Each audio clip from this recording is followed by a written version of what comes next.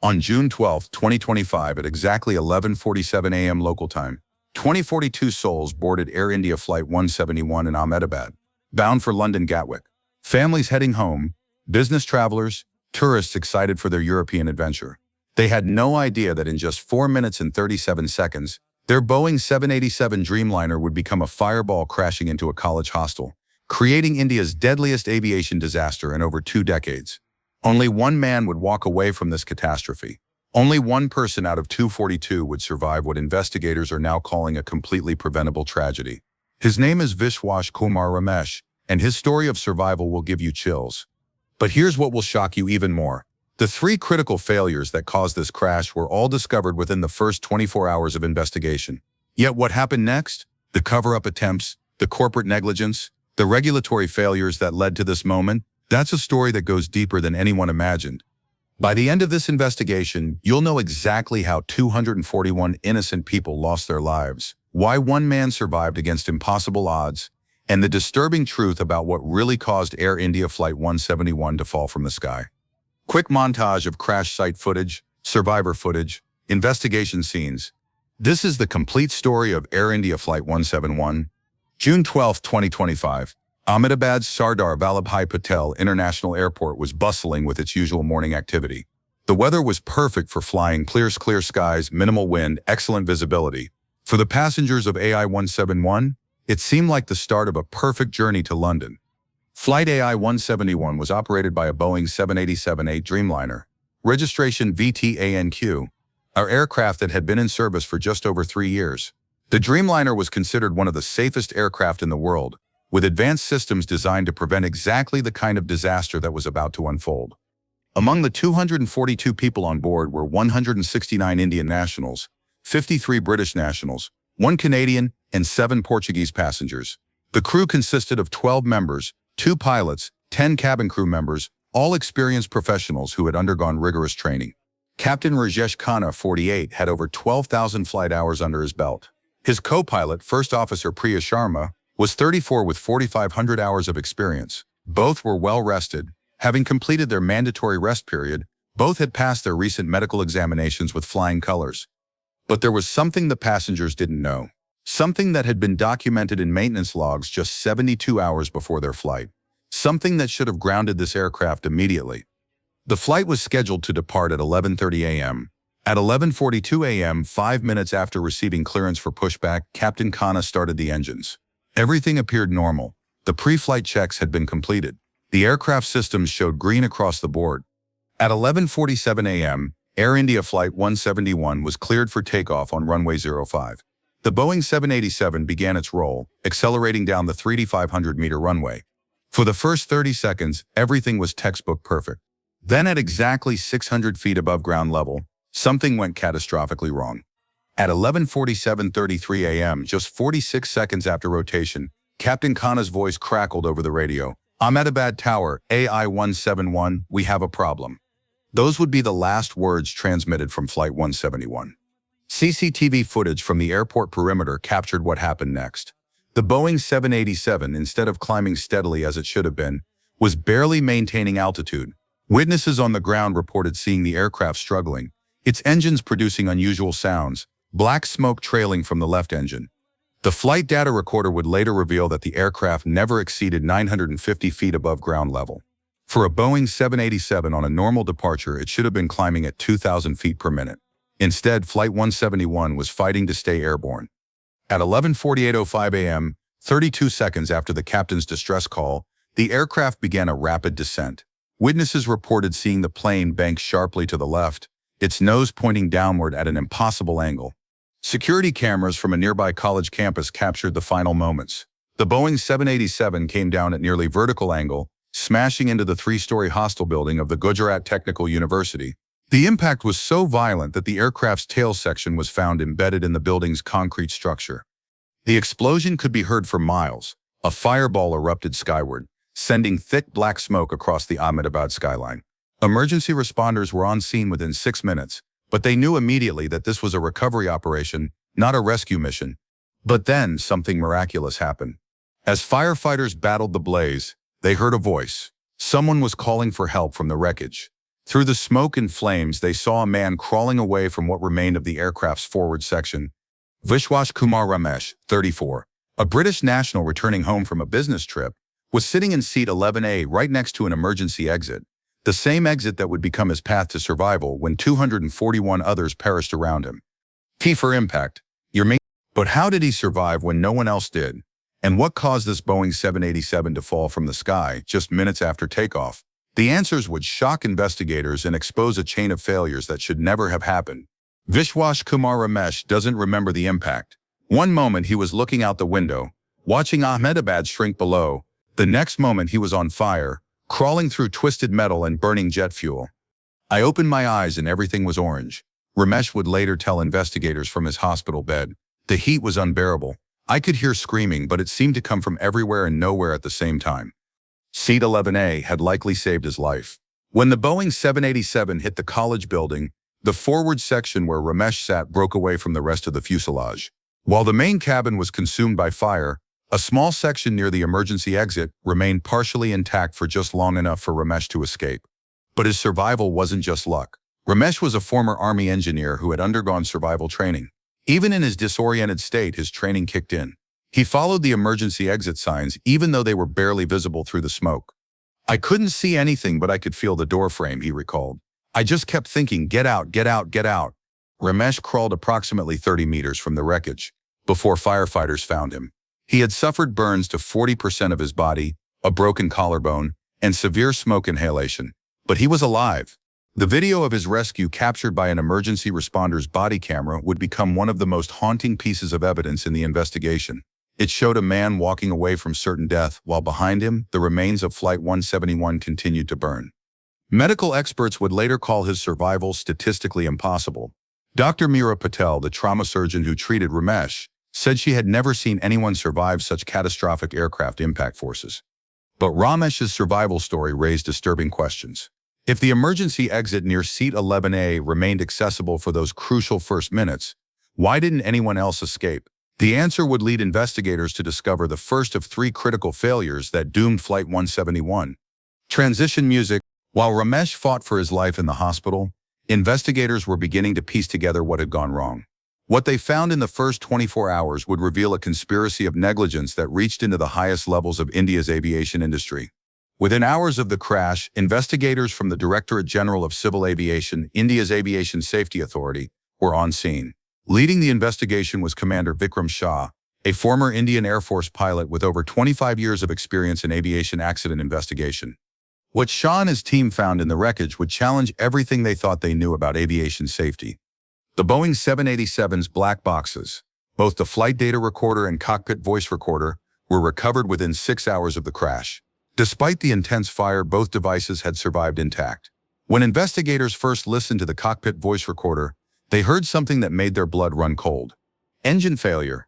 Engine failure. Captain Khanna's voice was steady but urgent. Number 1 engine is not responding. We're losing power. First Officer Sharma's response was immediate. Emergency checklist. Engine failure on takeoff. Captain, we're not gaining altitude. Then Captain Khanna's voice again, now strained. Tower, AI 171 declaring emergency. We need immediate vectors back to the airport. We have engine failure and wait. What is that alarm? In the background of the recording, investigators could hear multiple warning alarms, sounds that shouldn't have been present during a single engine failure. The Boeing 787 was designed to fly safely on one engine. These additional alarms suggested something far more serious was happening. At 11:48:02 a.m., just 3 seconds before impact, Captain Khanna's final words were captured. "Oh God, we're going down. Brace, brace, brace." The flight data recorder painted an even more disturbing picture. The data showed that while the left engine had indeed failed, the aircraft should still have been capable of maintaining flight. But the data also revealed something else, something that should have been impossible. The aircraft's flight control systems had malfunctioned simultaneously with the engine failure. The Boeing 787's fly-by-wire system, which helps pilots control the aircraft electronically, had begun sending conflicting commands to the aircraft's control surfaces. Commander Shah had investigated dozens of aircraft accidents, but this combination of failures was unprecedented. A single engine failure combined with flight control system malfunction was so unlikely that Boeing's own safety analysis had rated it as extremely remote, occurring less than once in a billion flights. But as investigators dug deeper into the maintenance records of VTA&Q, they discovered that this extremely remote failure had been entirely preventable. 3 days before Flight 171 took off from Ahmedabad, maintenance technician Arjun Gupta had filed a work order that should have grounded the aircraft immediately. Intermittent flight control system anomalies detected during routine inspection, Gupta's report stated, recommend immediate investigation before return to service. But Gupta's recommendation was overruled, not by engineers, not by safety inspectors, but by Air India's fleet management, who were under pressure to maintain the airline's on-time performance metrics. Investigators obtained internal emails that revealed the shocking truth. Fleet manager Suresh Reddy had written to the maintenance department, VTA&Q must return to service by June 10th. We cannot afford another aircraft out of service during peak season. Clear for flight with monitoring.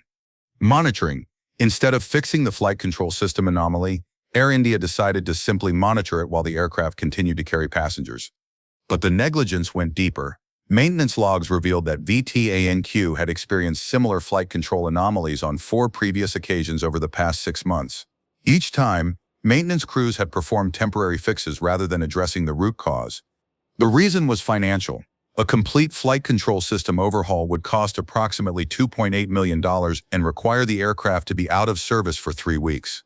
Air India was already struggling financially, and keeping aircraft flying was prioritized over passenger safety. Arjun Gupta, the maintenance technician who had recommended grounding the aircraft, agreed to speak with investigators. What he revealed would shock the aviation world. I knew something was seriously wrong with that aircraft, Gupta told investigators. The flight control computers were showing error codes that I had never seen before. When I reported it, my supervisor told me to work around it and get the plane back in service. Work around it. When dealing with flight-critical systems on a passenger aircraft carrying 242 people, there is no working around safety issues. But Gupta's testimony revealed an even more disturbing truth. He wasn't the only maintenance technician who had raised concerns about VTA&Q. Over the previous 6 months, 5 different technicians had documented various anomalies with the aircraft systems.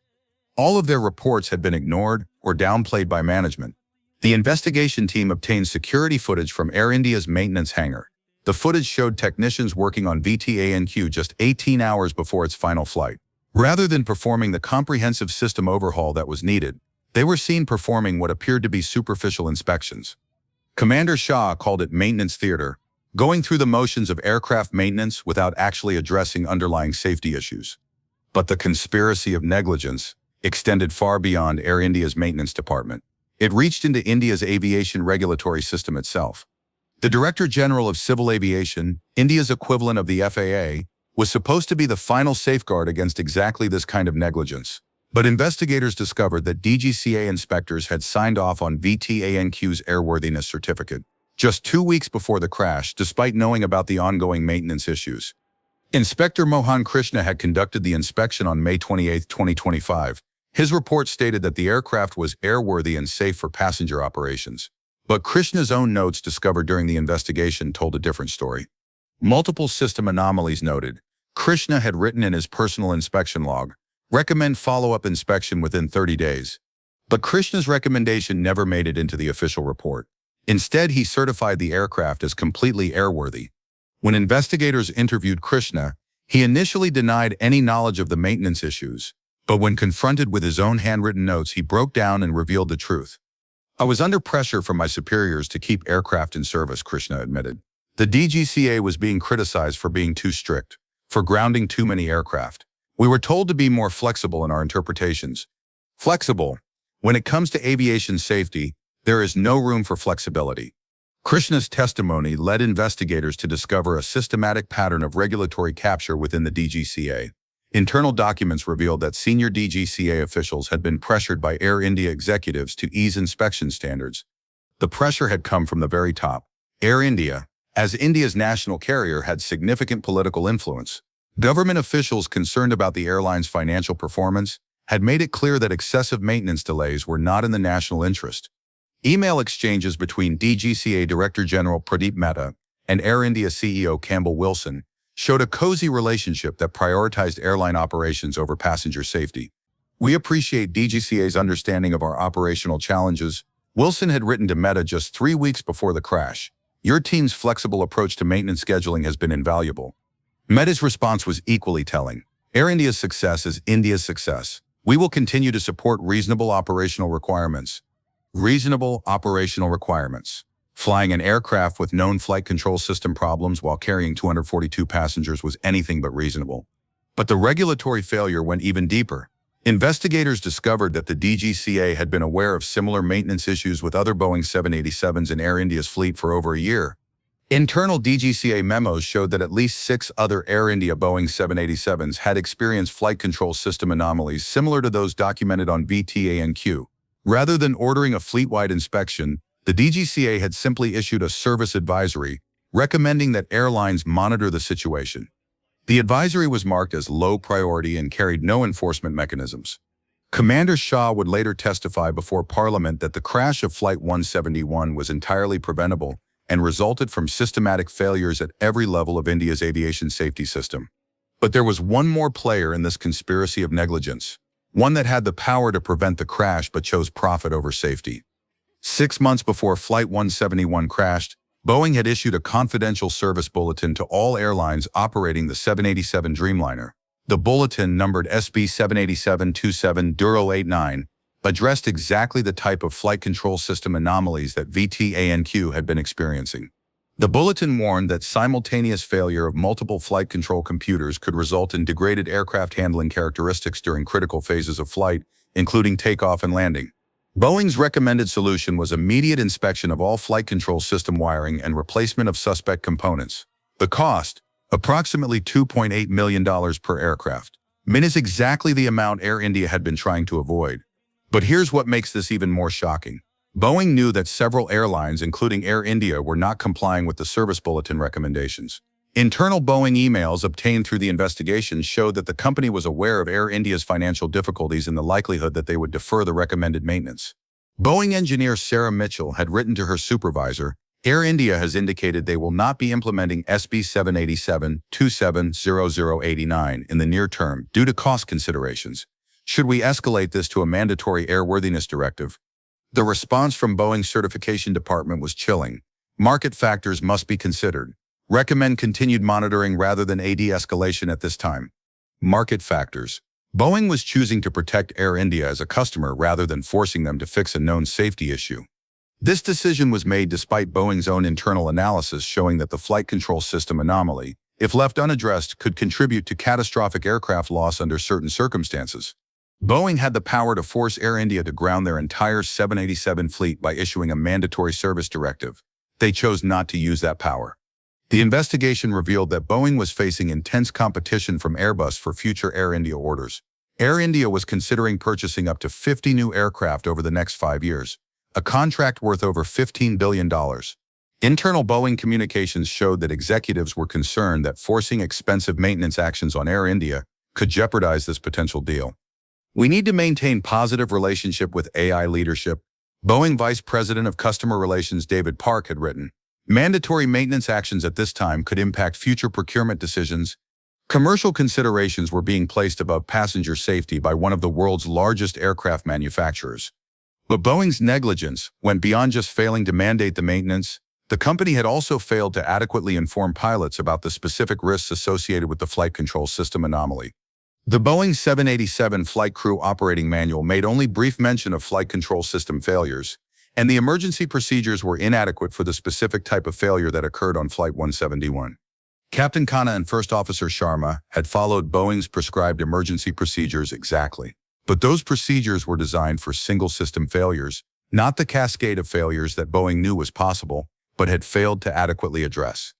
Aviation safety expert Dr. James Richardson analyzed the cockpit voice recorder transcripts and concluded that the flight crew performed flawlessly, given the information and procedures available to them. The blame lay not with the pilots, but with the system that had failed them at every level. Within 24 hours of the crash, while families were still identifying their loved ones' remains, the cover-up began. Air India's initial press statement blamed adverse weather conditions for the crash, despite clear skies and minimal wind at the time of takeoff. The statement made no mention of the maintenance issues or the engine failure captured on the cockpit voice recorder. Boeing's initial response was equally misleading. The company issued a statement expressing deepest sympathies while emphasizing the 787's excellent safety record and noting that the investigation was ongoing. But behind the scenes, both companies were working to control the narrative. Leaked audio recordings revealed Air India executives discussing how to manage the messaging around the crash. CEO Campbell Wilson could be heard instructing his communications team to emphasize pilot error possibilities and downplay any maintenance concerns. Boeing was taking similar steps. Internal emails showed company executives discussing how to protect the 787 brand and minimize liability exposure. The most shocking revelation came from a whistleblower within the DGCA itself. Inspector Raj Patel, who had worked closely with the investigation team, came forward with evidence that senior DGCA officials were attempting to suppress findings that would implicate regulatory failures. "I was told explicitly not to include certain maintenance records in my report," Patel revealed. "My supervisor said it would be harmful to India's aviation reputation if we highlighted regulatory shortcomings." Patel provided investigators with draft reports that had been heavily edited to remove references to DGCA oversight failures and to minimize Air India's maintenance negligence. The cover-up attempts extended to witness intimidation. Maintenance technician Arjun Gupta, who had first raised concerns about VTANQ, reported receiving threatening phone calls telling him to keep quiet about what he knew. Gupta's supervisor at Air India, who had overruled his recommendation to ground the aircraft, was mysteriously transferred to a different department just days after the crash. But the investigators, led by Commander Shah, refused to be silenced. When they realized that external pressure was being applied to minimize their findings, they made a decision that would change everything. They decided to go public. On August 15, 2025, exactly 2 months after the crash, Commander Shah held a press conference that would send shockwaves through India's aviation industry. Flight 171 did not crash because of pilot error, Shah announced to a packed room of journalists. It did not crash because of weather. It crashed because of a systematic failure of safety oversight at every level of our aviation system. Shah's presentation laid out the complete chain of negligence. Air India's decision to defer critical maintenance, the DGCA's failure to enforce safety standards, Boeing's knowledge of the problem and decision not to mandate fixes, and the subsequent cover-up attempts. 242 people died because profit was placed above safety, Shah concluded. This tragedy was entirely preventable. The press conference triggered immediate calls for criminal charges against Air India executives, DGCA officials, and Boeing representatives. Within weeks, CEO Campbell Wilson resigned from Air India. DGCA Director General Pradeep Mehta was fired. Boeing faced renewed scrutiny from aviation regulators worldwide. But for the families of Flight 171's victims, no amount of accountability could bring back their loved ones. Vishwash Kumar Ramesh, the sole survivor, made his first public statement 6 months after the crash. Speaking from his home in London, still bearing the scars of his ordeal, he had a simple message. "I survived so I could tell their story. 241 people died because the system failed them. We cannot let their deaths be in vain." Today, new aviation safety protocols have been implemented across India. Mandatory maintenance requirements can no longer be overruled for commercial reasons. The DGCA has been restructured with independent oversight. Boeing has paid over $2 billion in settlements to victims' families and has been forced to redesign its 787 maintenance protocols. But questions remain. How many other aircraft are flying with similar issues? How many other regulatory agencies are putting commercial pressure above safety?